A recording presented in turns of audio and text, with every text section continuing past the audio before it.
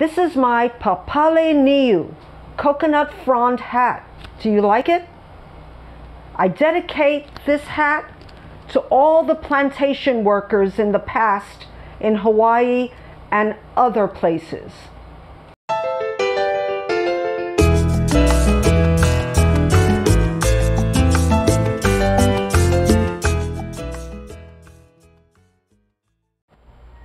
Aloha and welcome back to my channel. I'm Marilyn Maya, the baby boomer booktuber, and I have a giant haul number 3, part 3 of Nonfiction November, and I wanted to share it with you. The other day I went to what in the UK they call a charity shop. We call it a thrift store, and I was so happy to find books that I wanted to pick up and couldn't find in my library fast enough. But first, I wanted to research my hat because my friend gave it to me yesterday. She's Hawaiian, and she told me that the coconut hat is has a lot of history in Hawaii. So I wanted to look up a book to share with you that I don't have yet, but it's called Hana, and it's Plantation Life and Labor in Hawaii by Ronald Takaki. And it sounds really interesting. I'll read to you what it says. First of all, Hana means finish work, and the word pau in Hawaii means I'm done. Are you finished? Are you pau? So it's a very common word, and Hana means work. So when someone asks somebody, have you pau Hana? That means, are you finished work? So I was very much taken with this book when I saw it on a website.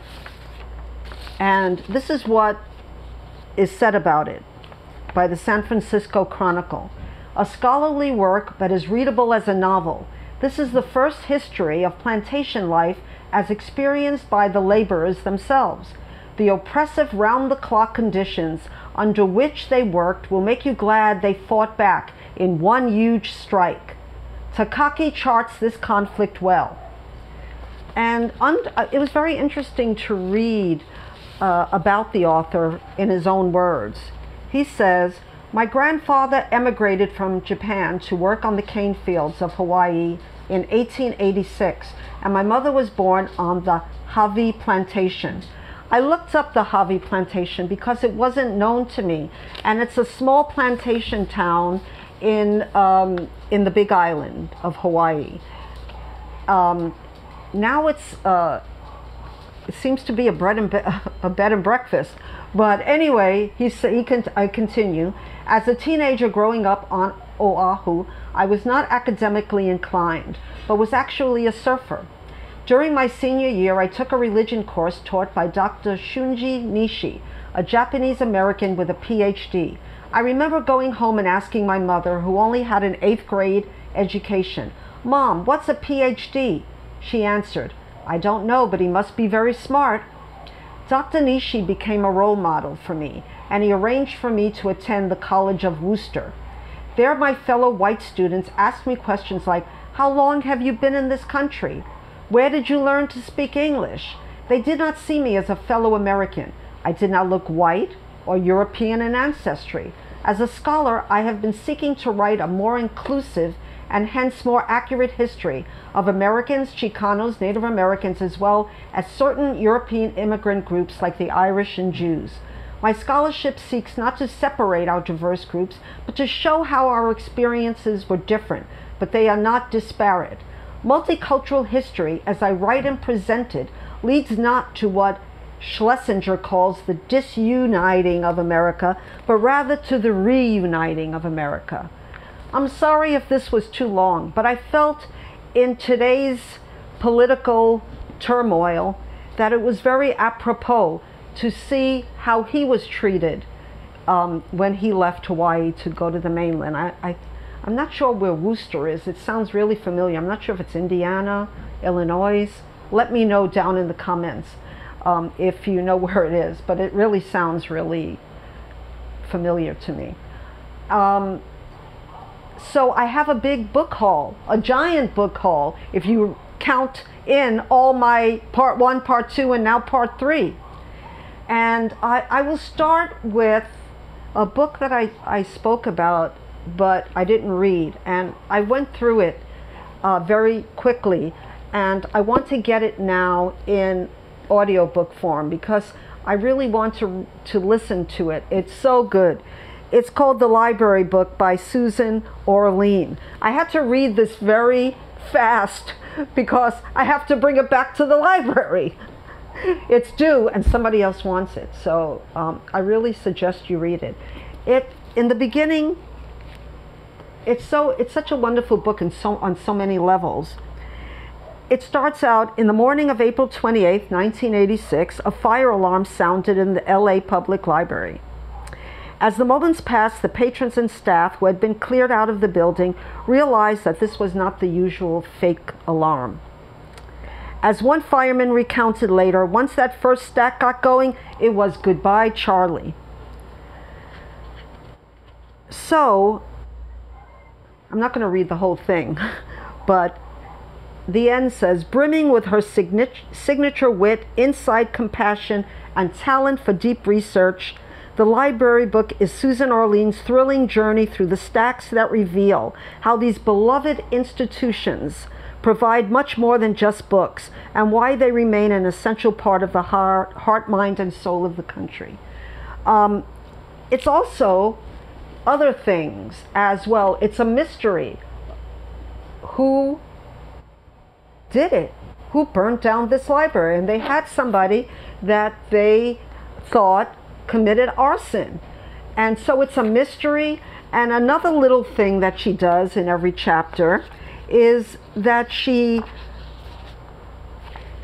recommends books from a library with their call number. For example, on chapter 4, it says all about California and the inducements to settle there. And it says by California Immigrant Union, 979.4. And in every chapter, she has suggestions of books and their library call number with the Dewey Decimal System.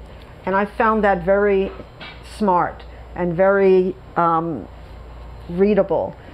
And I wanted to look up a lot of these books too. So I'm going to find this on audio by hook or by crook because I want to get more deeply into this.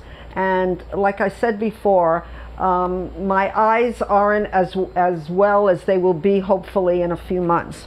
Okay, so someone asked me in the comments if I liked it. I love it, and I didn't like one of her other books, so I was very pleasantly surprised. Then at the charity shop or the thrift store, which is called Goodwill here, I found Trevor Noah, Born a Crime, Stories from a South African Childhood. I heard about this book. It's been around BookTube, and I wasn't that interested because I didn't really stay up late enough to hear his show, which is filmed late at night. But during the pandemic, I started listening to snippets on YouTube, and he sounds wonderful and smart and funny. So I'm looking forward to reading this book. It won a prize of 100 notable books by the New York Times Book Review, and it says it's a soul-nourishing pleasure, an enormous gift. I love memoirs. I'm a memoir writer, and I'm very picky about memoir reading, but I have a feeling I'm going to love this book. So if you have read it or you want to read it, please let me know what you thought of it in the comments. Another book that's been around BookTube and I never had heard of before is The Immortal Life of Henrietta Lacks. And I'm sure if you're a person who is a creator on here, you will know that this is a very, very interesting, and not only interesting, but pertinent to our time book.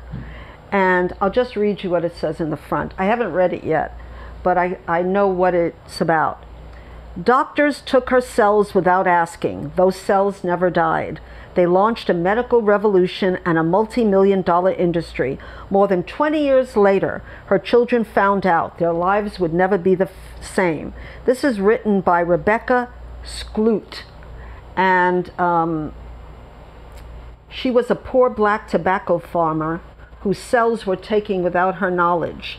I think she had cancer, and they did research on those cells, and I think they found out a lot about cancer.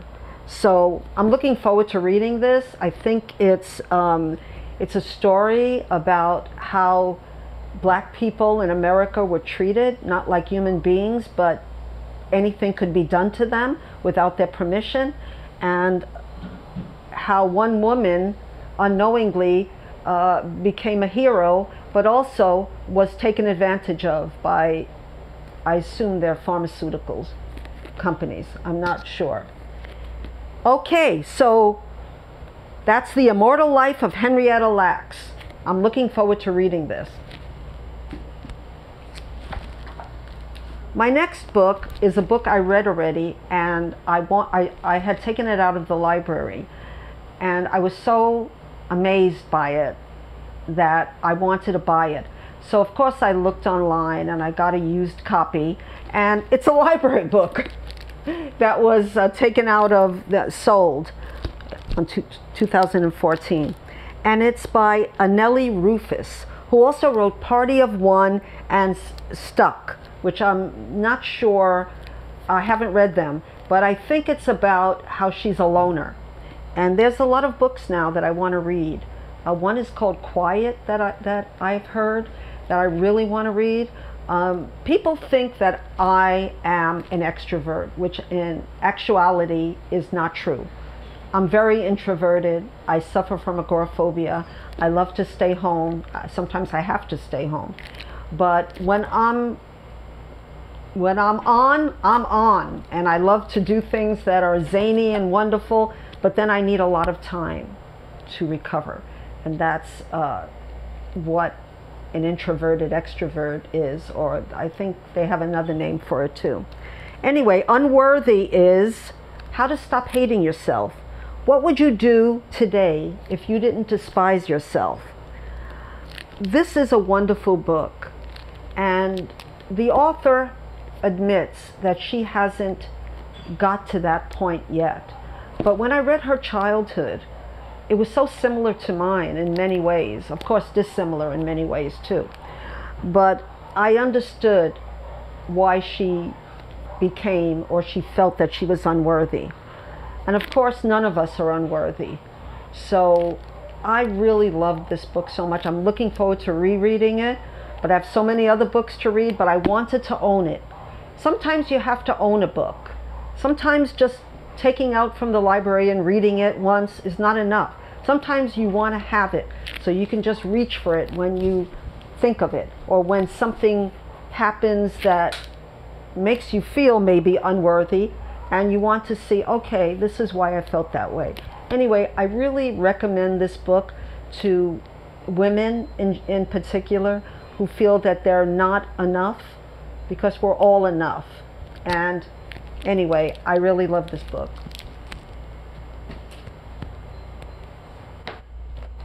The next book I got was also at the thrift store, and it's called The Hidden Child of the Holocaust by Stacy Cretzmeyer. And it's a scholastic book, which means it's meant for children, I guess, or middle grade, I'm not sure. And I said in my last video that I wasn't going to read much YA or middle grade, but I changed my mind. A woman's prerogative, they say. And I have a collection of Holocaust memoirs in particular, so of course I could not pick this up. So I'm looking forward, or I shouldn't say looking forward, but I want to read this and put it on my shelf. I've been collecting Holocaust memoirs since I was very young, and I will share them with you at another time. But this is one I never heard of, so I hope hope that you like it when I tell you about it after I read it. And I hope that many people will read Holocaust nonfiction, because it's so important as a Jew to never forget what our parents went through, what our grandparents went through, the people that are missing in our lives because of the Holocaust, and what actually could happen again in some other way. I really believe that if we're not vigilant, that it can happen again. Okay, now to a brighter subject. This is from my shelves. It's called The Artist's Way by Julia Cameron. I read this a while back, the book. These are the morning pages, so it's a journal. And I consider myself an artist. I think many of the BookTube creators or AuthorTube creators think of themselves as artists. I'm a writer, I was a dancer, and I also wrote poetry. And when I picked up, this was quite a few years ago, and I stopped. I want to start doing this again because I'm about to finish my second memoir. And I'll be indulgent and read you a few lines, just a few lines of what I was doing at the time. Sacred and profane, demons call my name. I awake with a start, fragments of a broken heart.